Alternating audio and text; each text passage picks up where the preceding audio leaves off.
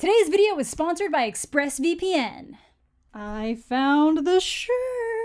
We're finally here, what I consider to be the beginning of the end of the Twilight Saga. For those who don't know, I already have a video about Breaking Dawn up on my channel, so I'll have that and all my other Twilight videos listed below if you want more background on my Twilight history. But Eclipse was always my second least favorite of the Twilight books, and probably my least favorite movie because at least the Breaking Dawn movies are hilarious. Now, I haven't touched this book in 10 years, so I was really interested to see how adult Amanda felt about what teenage Amanda felt was so not good. See, I was always Team Edward because I had not yet opened myself up to the possibility of Team Alice, so I was just really bothered by most of what happens in this book in general. And after reading it again, holy shit, I finally remember the full lengths of why I hate Jacob so much. It is so much more than him constantly assuming he knows what's best for Bella and completely disregarding her feelings. Literal assault happens at his hands in this book, and then they play it for romance. But we'll get to that. As usual, I'm taking a look at both the book and the movie and talking about how bad the movie played Edward. It's like even the filmmakers realize we can't make Jacob do half the stuff he does in this book because then no one's gonna be okay. And after going through both back to back, yeah, this one is definitely the worst of the bunch. This is a disaster of the weirdest love triangle that shouldn't have made it any further from Bella's side of things past New Moon. I will say that the movie structures itself in a way that makes it seem to flow a little bit better in certain areas and kind of adds some perspective that we don't get in the book. As readers, we're typically locked into Bella's perspective other than that section where we were with Jacob in Breaking Dawn, and there's nothing wrong with that. But the movies have the benefit of giving us some scenes from other characters' perspectives, which just adds more opportunities for some action. Sometimes that's dope,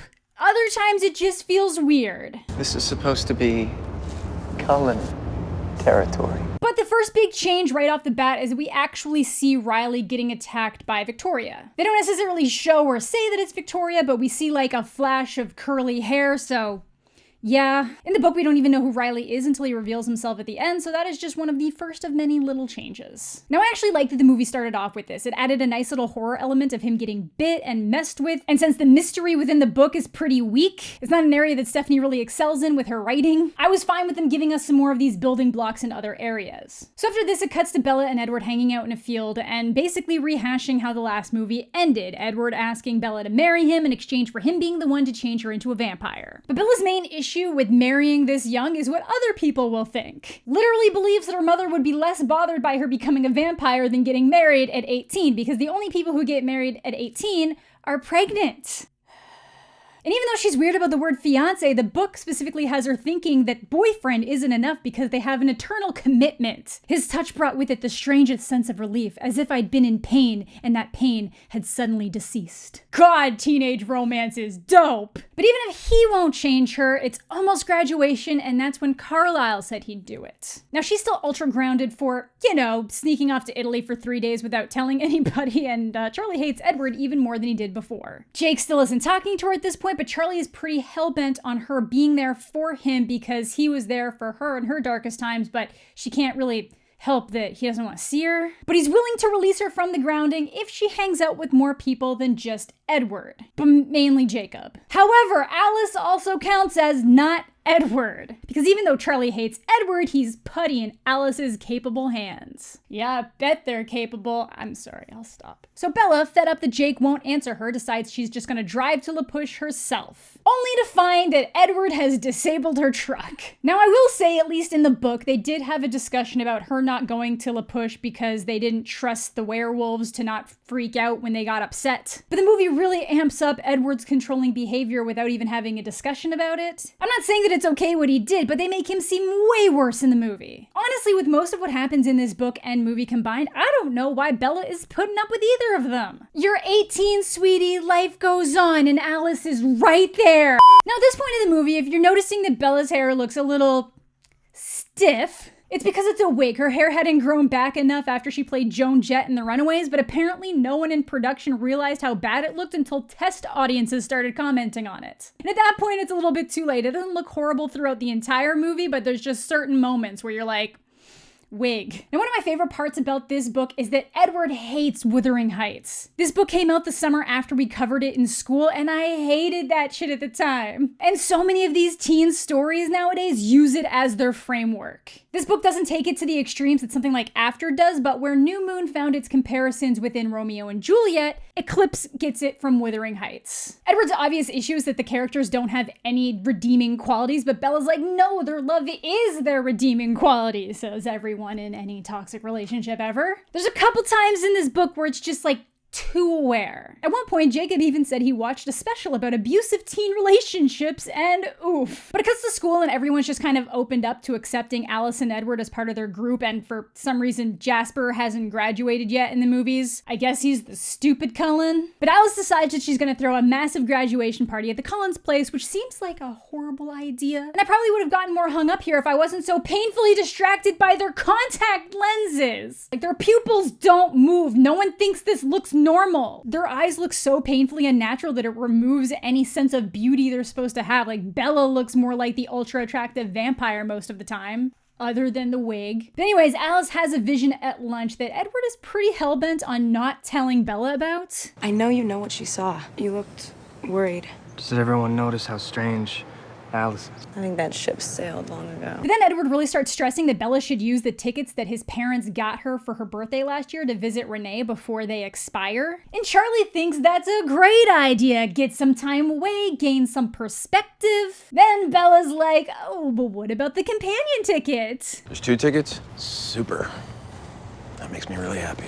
In the book, he completely flips out when he realizes there's a possibility that Edward could go with her. And I get Charlie's anguish about the relationship, but they make him really horrible in this book. And I'm not even gonna fully touch on some of it, but it's bad. But the one area that Charlie does really appreciate Edward is that when he tries to give Bella the talk, Bella says it's not a concern because Edward is old school. What's that, like code for something? Oh my God, Dad, I'm a virgin. Liking Edward a little bit more now.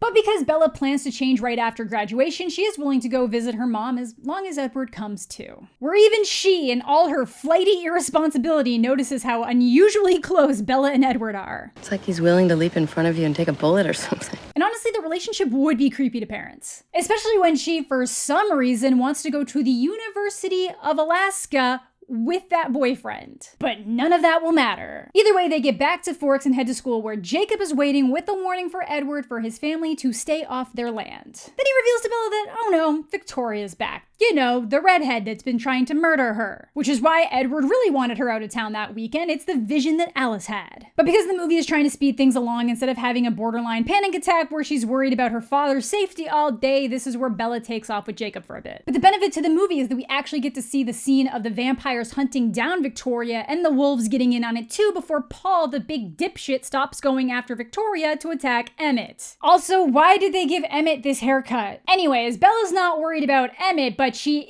is really worried about Alice getting hurt. So it really is driven home here that the main reason why the werewolves even exist is because the Cullens are back, and because of how large their coven is, that's why there's so many of the Quileute people changing into wolves again. So that's where some of the added hostility from Jacob is coming from. But after ignoring Bella for months, Jacob is finally willing to talk. Wish Bella would call.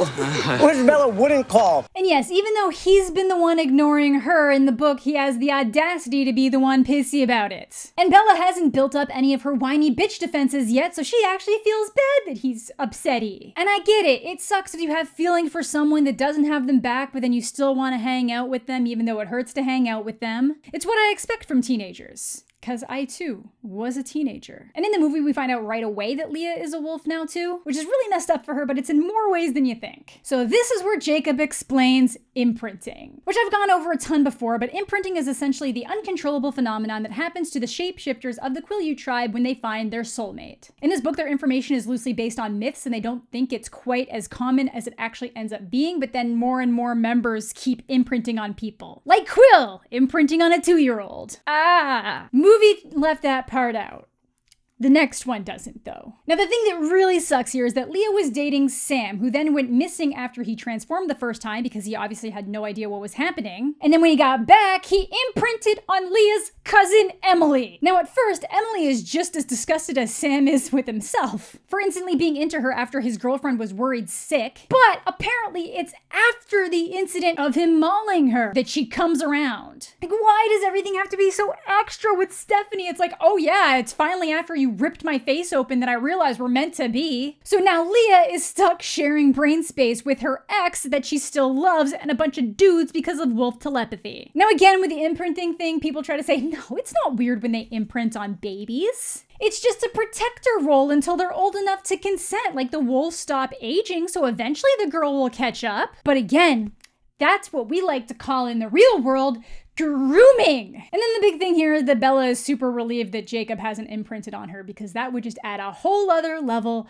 of complicated. But even though Jacob doesn't have any weird wolf claims to Bella, he has to go that extra mile and imply that the only reason why Bella could want Edward over him is because of his looks and his money. Jacob just has so little respect for Bella's choices and honestly her as a person. But I guess at least I get the next freak out when Bella's like, oh, I'm actually gonna be turning into a vampire in like a couple weeks after graduation. But he doesn't even get upset about it being like, oh my God, Bella, you're giving away your entire human life. Have you thought this through? It's, ooh, I thought I'd have more time to make moves on you. Then he ends it off in the most dickish way. Better you really be dead than one of them. And that's how I know that Jacob is a whiny little baby bitch who doesn't deserve shit. He literally becomes the epitome of the nice guy. Like, the more I read Eclipse, the more I fear for Renesmee's future, and that relationship starts with grooming. And that's not to say that Edward isn't jealous, but Edward would truly let her go if Jacob was who she wanted. At this point in the book, Edward goes to hunt and bribes Alice to kidnap her for a slumber party, which honestly, there just was not enough one-on-one time with them here, but is where Rosalie kindly explains what happened to her in her human life. But in the movie, it happens later, so we'll get to that. But it's when she gets home from this in the book and from Jacob's in the movie that she realizes that someone's been in her room. In the movie, we, the viewer, know it's Riley because we just saw him. It actually added a fair amount of tension here when he's looming over Charlie, but he takes off right when Bella walks in.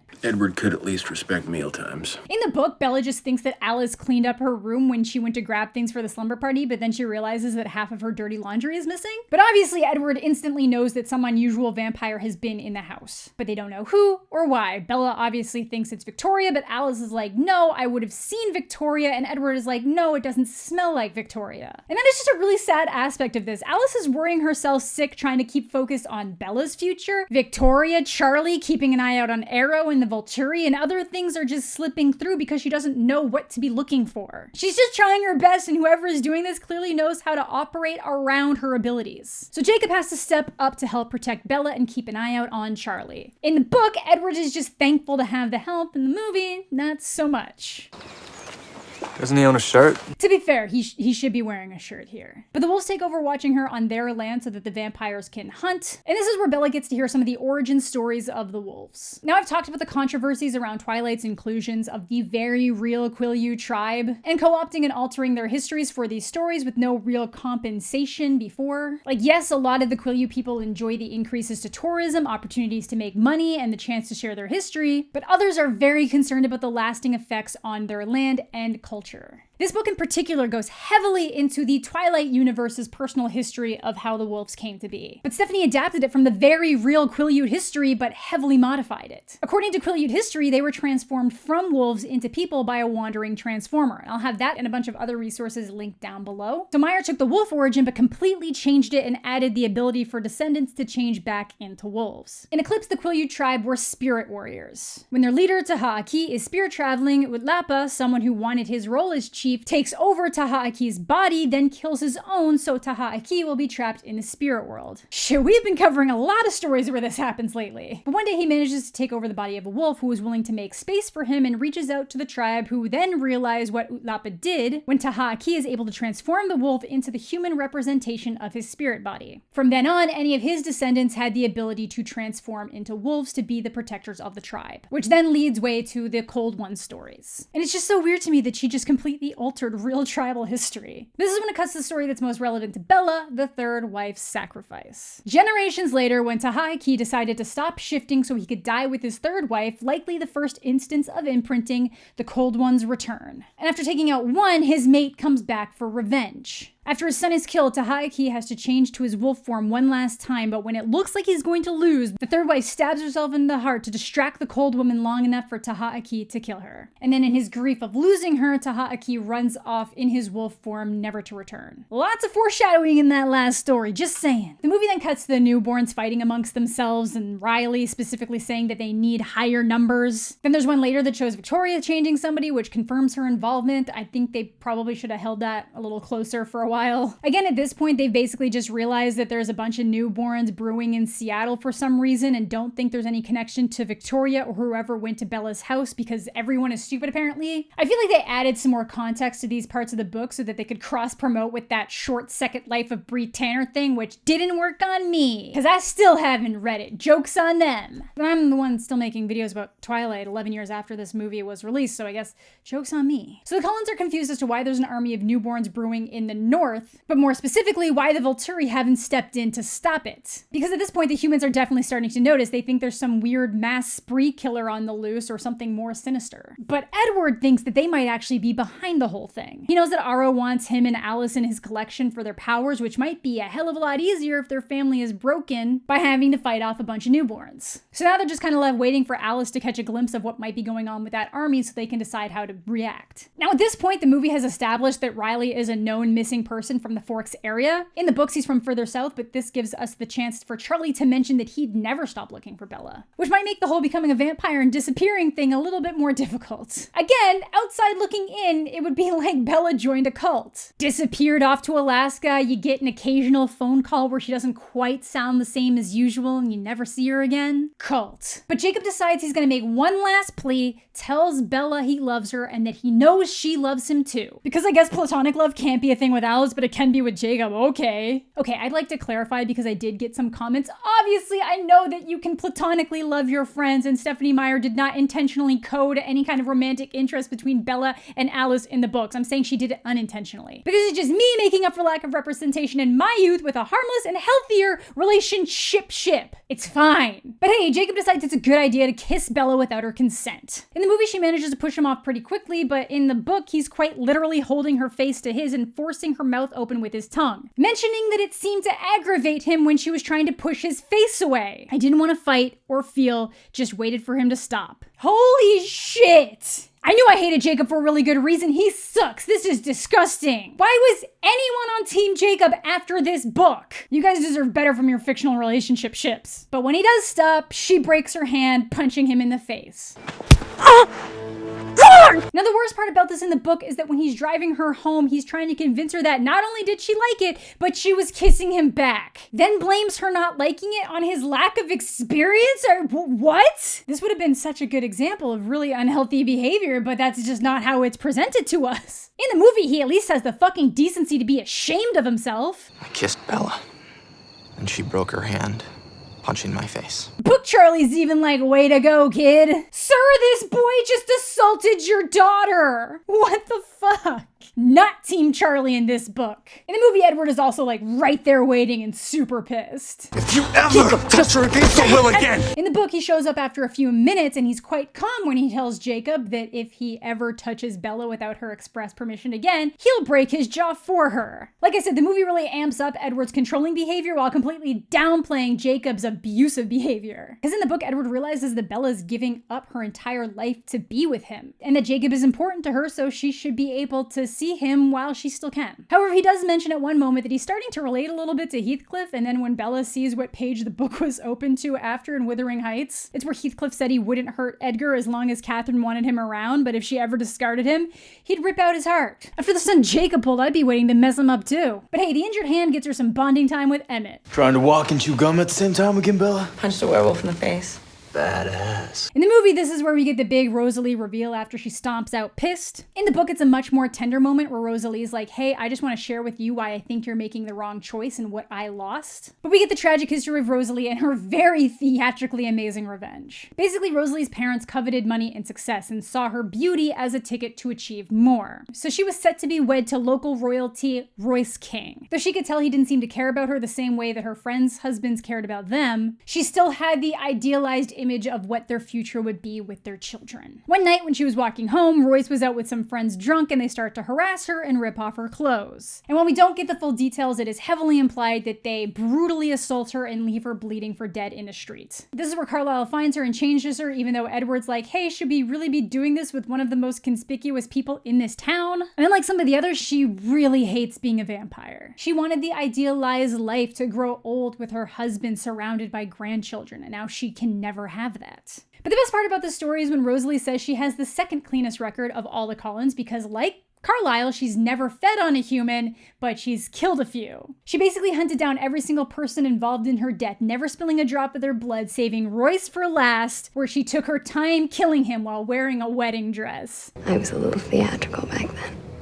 Look, Edward shits on Rosalie. She's vain. Openly says the main reason why she disliked Bella at first was because Edward was interested in her when he had never been interested in Rosalie. But she is a badass. Then the book mentions that the main reason she felt so compelled to save him from the bear that was killing him and convincing Carlisle to change him was because he reminded her of her friend's baby with the curly hair. Stephanie, why? Now, instead of leaving the Volturi involvement up to mystery, they actually show them blatantly that they've been watching this group of newborns tear through Seattle, hoping they'll get to their plan of attacking the Cullens soon. Era's decisions are being watched. So both Victoria and the Volturi are working around Alice's powers, and that's probably what some of those earlier moments where they were defense tests. But it's finally graduation. In the book, Eric was the valedictorian, but the movies clearly wanted to capitalize on Anna Kendrick's rising success. So even though Jessica never particularly expressed herself as a strong student, they make her valedictorian. And then it's party time at the Cullens. I've never seen your house. No one's ever seen their house. Now, it seems weird to bring a bunch of teenagers to a vampire house. Even if Alice can see the future, it just seems like a bad idea. Kids wander, snoop, and injure themselves. But Alice has turned the entire place into a literal nightclub, and everyone's having a great time, except,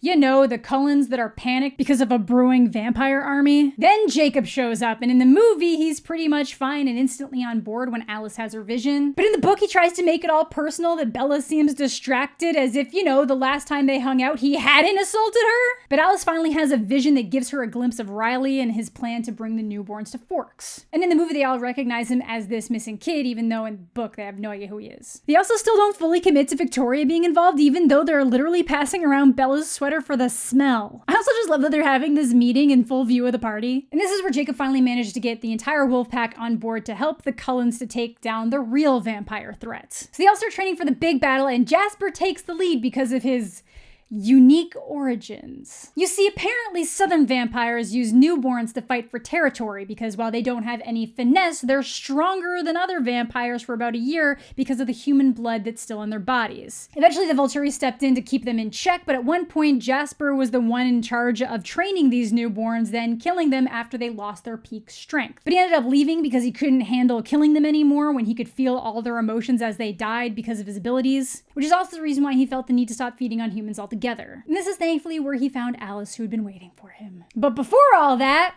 Jasper was a soldier in the Confederate Army. There's just so much to unpack in so little time. So anyways, Jasper starts teaching everyone about newborn attack patterns, showing Bella that she doesn't have to worry about Alice as much as she does. I get that even those who ship Bella with Alice want to make room for Jasper to be in there too, because like, yeah, they're cute together, but that's why I always just kindly mentally write him off. Like, Jasper can just be gay too. Bella's looking away because it's too painful. But it's Bella that finally pieces together the obvious. The intruder, the newborn army, they're all her puppets. Victoria. No shit.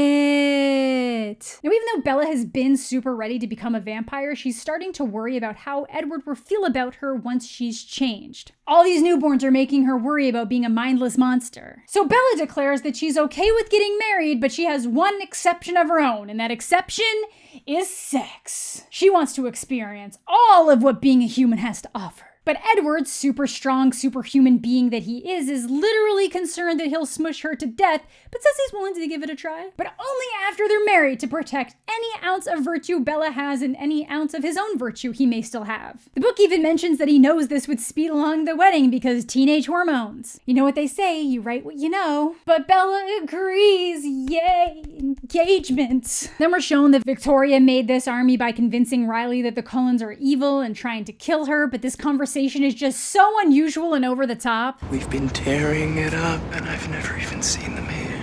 I get why they want to flesh some of that out because, like, it's obviously not in the book, but So the current plan is to let Bella use her scent to lure all the newborn vampires to a baseball field, then have Jacob run her up the mountain to mask her smell, where she'll hide up there with Edward while the battle takes place the next day. And with the wolves and the Cullens, it really shouldn't be that difficult of a fight. But an unseasonable winter storm starts ripping its way through, so Jacob, being a wolf who runs super warm, has to crawl into Bella's sleeping bag to keep her alive. I am hotter than you.